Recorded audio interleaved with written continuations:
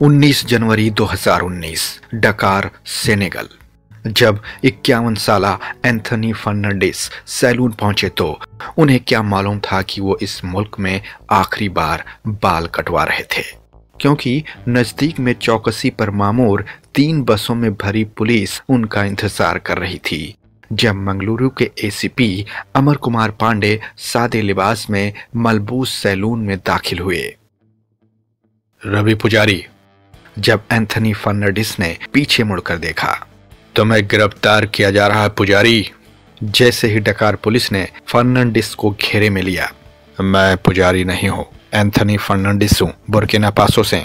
लेकिन पांडे इस तरह की परेशानी के लिए तैयार होकर आए थे और अपने साथ रखा हुआ डिजिटल फिंगरप्रिंट स्कैनर को उन्होंने बाहर निकाला। मबीना मंशियात स्मगलर, जबरन हफ्ता वसूली करने वाला गैंगस्टर रवि सुलिया पुजारी, उसके खिलाफ 200 से ज्यादा मुकदमात के साथ पिछले 17 सालों से गिरफ्तारी हो रही थी। कोई भी उनके चेहरे को बाखूबी नहीं जानता था। एक तस्वीर जो पुलिस के पास थी वो 1994 में ली गई थी।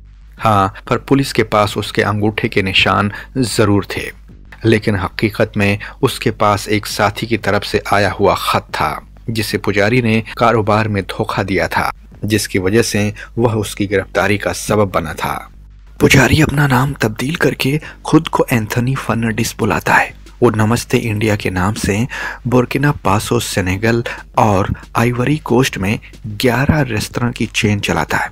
उसका घर बुर्किना फासो में कंबोडिया इंटरनेशनल इंग्लिश स्कूल के बगल में है। सर, मेरे पास सबूत है और मैं उसे पकड़ सकता हूँ। बराए मेहरबानी मुझे जाने की इजाजत दीजिए। नौकरशाही को उनको इजाजत देने में 3 साल लग गए, लेकिन सेनेगल पुलिस के गिरफ्तार किए जाने के बाद पुजारी ने बड़ी होशियारी दिखाई और अपने खिलाफ धोखाधड़ी का एक झूठा मुकदमा दर्ज करवाकर हवालगी के अमल को रोकने की कोशिश की। सेनेगल कानून उस वक्त तक हवालगी की इजाजत नहीं देता जब तक कि मुल्क में तमाम मुकदमात का मुल्जिमान के खिलाफ फैसला न हो जाए। फिर जमानत हासिल करके पुजारी एक बार फिर कानून की उंगलियों से बचकर अंडरग्राउंड हो गया और कई अफ्रीकी ममालिक में छिपता रहा। पुजारी उन आखिरी अंडरवर्ल्ड डॉन में से था जिन्होंने बॉलीवुड स्टार्स को धमकियां और मुसीबत में मुब्तला कर रखा था। यह इल्जाम लगाया जाता है कि 2006 में उनके गुंडों ने बॉलीवुड के प्रोड्यूसर डायरेक्टर महेश भट्ट के दफ्तर में घुसकर गोलियां चलाकर उन्हें धमकाने या जान से मारने की कोशिश की थी। फिर प्रोड्यूसर करीम मोरानी के दफ्तर पर शूटिंग के बाद इंतबाह किया कि ये सिर्फ एक ट्रेलर था, पूरी फिल्म अभी बाकी है। सलमान खान और अक्षय कुमार जैसे मशहूर अदाकारों को भी जबरन वसूली की धमकी दी और शाहरुख खान को धमकाते हुए मुतालबा किया कि मुझे अपनी फिल्म हैप्पी न्यू ईयर के बैरूनी ममालिक की राइट दे दो। असल में वो हिंदुस्तानी फिल्मी जमात ही थी जो 1970 की दहाई में इस दुनिया से मुताशिर हुई, जब मुसन्निफ सलीम जावेद ने गैंगस्टर हाजी मस्तान से मुलाकात की। उन्हें हाजी मस्तान की रंग से राजा वाली कहानी बहुत दिलचस्प मालूम हुई।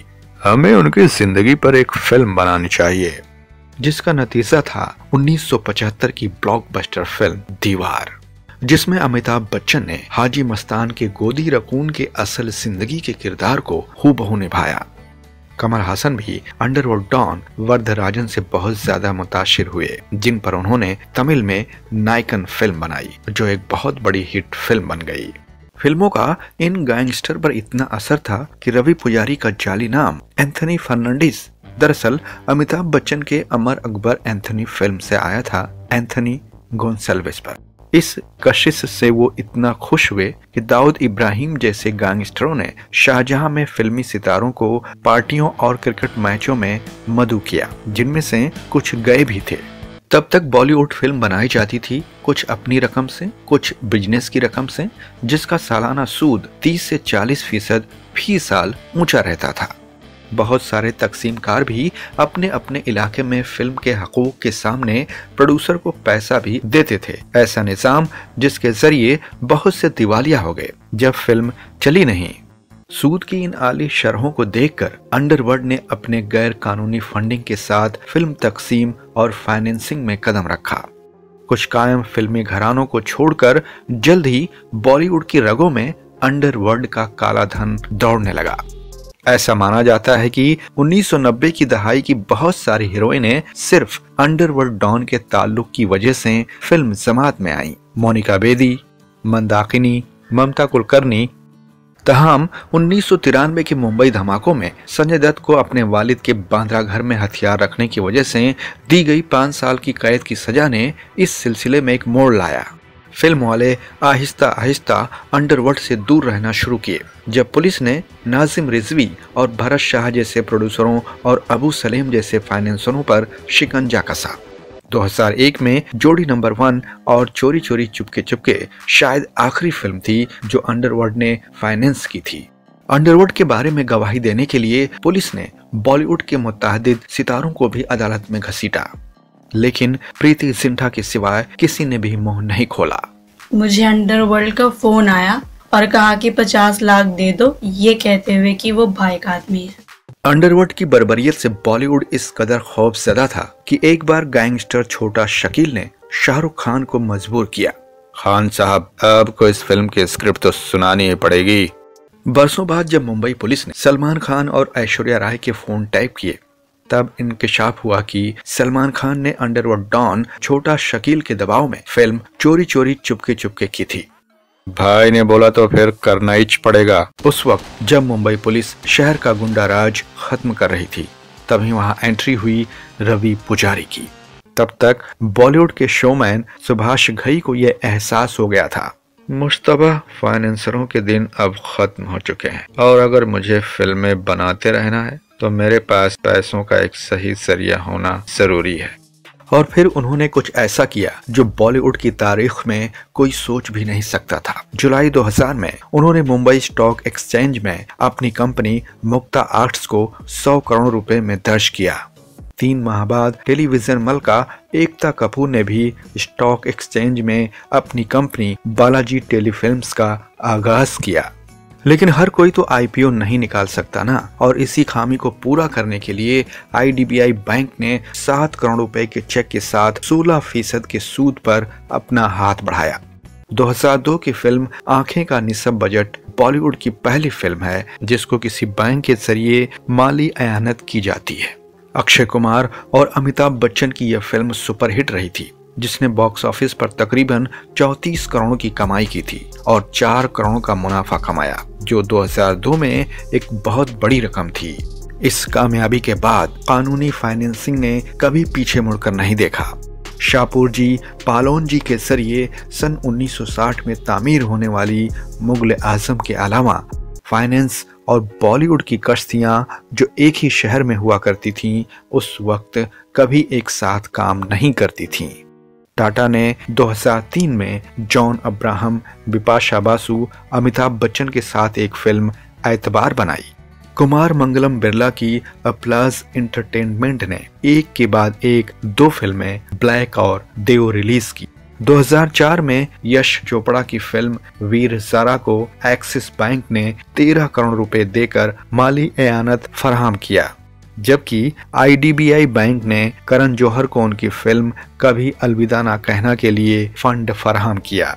जिस समय नकद रकम और अंडरवर्ल्ड के पैसे से फिल्म बना करती थी, उस वक्त शरह सूद सालाना 36% हुआ करता था, जो जल्द ही 9 से 10% सालाना हो गया।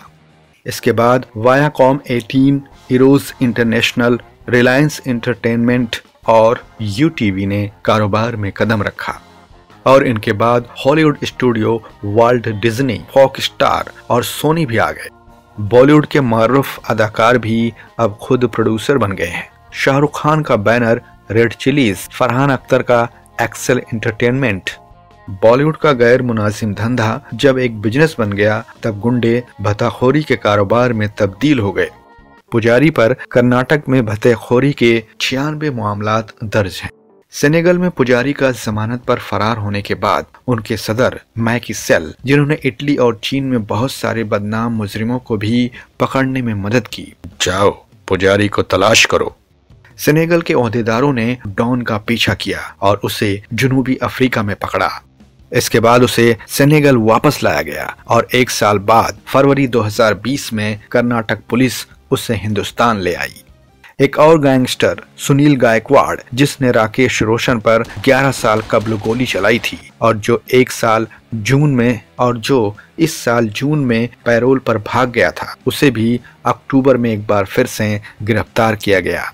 पुजारी की गिरफ्तारी के बाद मुंबई में जबरन वसूली में कमी तो आई, लेकिन बंद नहीं हुई। पिछले 2 माह में सिर्फ 4 ऐसी कॉल आई, लेकिन 4 भी नहीं होने चाहिए थे। 2007 बेंगलुरु में शबनम डेवलपर्स के ऑफिस में 2 अपराध को गोली मारकर हलाक करने वाला शूटर इस मामले के नतीजे में पुजारी की हवालगी का बाश बना। अब उसे भी गिरफ्तार किया गया। जैसा कि अक्सर होता है, एक अंडरवर्ल्ड पुलिस की गठजोड़ भी बेनकाब हुई, जिसमें एसीपी वेंकटेश प्रसन्ना मुबैना तौर पर पुजारी को तफ्तीश के बारे में खुफिया मालूमात फराहम कर रहे थे। बदकिस्मती की बात यह है कि बदनाम जमाना अंडरवर्ल्ड का सफाया करने के बाद अब बॉलीवुड अदाकाराओं को छोटी छोटी चीजों के बहाने परेशान किया जा रहा है।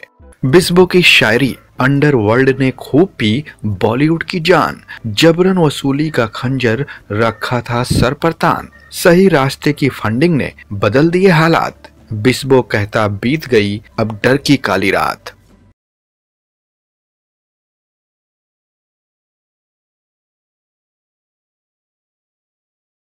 अगर आपको हमारी कहानी पसंद आई तो सब्सक्राइब करें बिस्बो चैनल को और साइड के बेल आइकन को क्लिक करना मत भूलिए, ताकि आपको मिल सके हमारे ताज़ा तरीन वीडियो सबसे पहले।